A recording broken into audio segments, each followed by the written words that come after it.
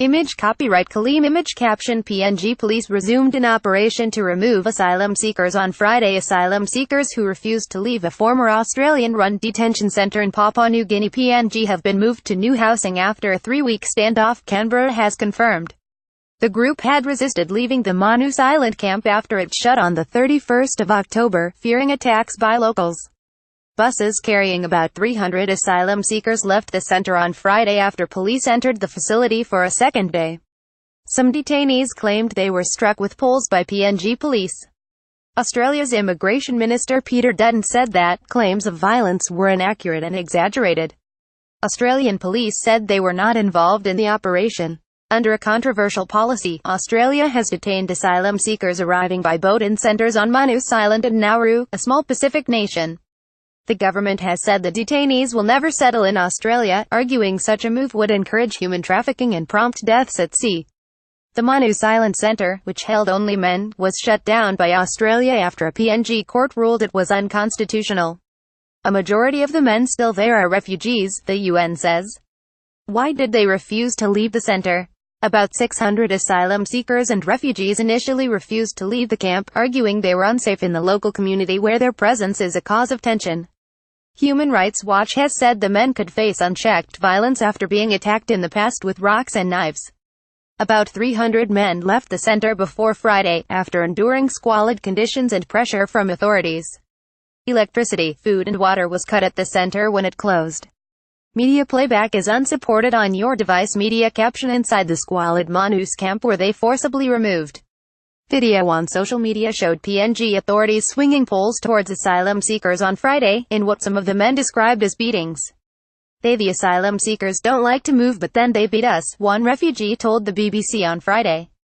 Mr. Dutton rejected such claims, saying that reports violence and injuries were inaccurate and exaggerated. Earlier, PNG Police Commissioner Garibaki said that the police operation was being conducted peacefully and without the use of force. Media playback is unsupported on your device. Media caption they are destroying everything. Where are the men now? They were moved by buses to 3 transit centres elsewhere on Manus Island. The sites are secure and provide food and medical services, according to Australia. However, that claim has been repeatedly contradicted by the UN's refugee agency. On Tuesday, a representative said the housing remained under construction, was inadequately secured, and lacked sufficient medical and welfare care. Mr. Dutton said on Friday that some equipment, including generators, had been sabotaged at the transit centres.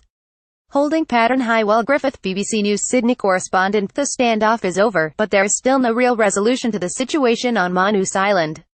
Some of the refugees moved today are still hoping an agreement with the US will eventually see them resettled abroad. But it's now a year since that deal was struck and progress has been slow, with only a few dozen people accepted so far.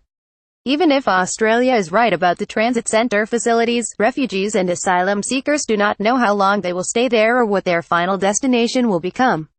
Where could they go? Refugees had been given the option of permanent resettlement in PNG, applying to live in Cambodia, or requesting a transfer to Nauru. Advocates say few have taken up these options. The U.S. has agreed to take up to 1,250 refugees from Manus Island and Nauru. However, it may ultimately accept fewer than that. The agreement, which is being administered under the UNHCR, is prioritizing women, children and families and other refugees found to be the most vulnerable. New Zealand has offered to take 150 refugees from the PNG centre, but Canberra has rebuffed this proposal, arguing it would effectively be a backdoor to Australia. Last month, Australia and PNG each said the other was responsible for the asylum seekers in the meantime. Image caption PNG officials removed about 50 men from the centre on Thursday. Did the detention centre cause controversy? Yes. 6 asylum seekers have died on Manus Island since the facility was reopened in 2012, including Iranian man Reza Varadi, who was murdered during a riot. Earlier this year, the government offered compensation totaling $70 million, £41 million, $53 million to asylum seekers and refugees detained on Manus Island who alleged they had suffered harm while there.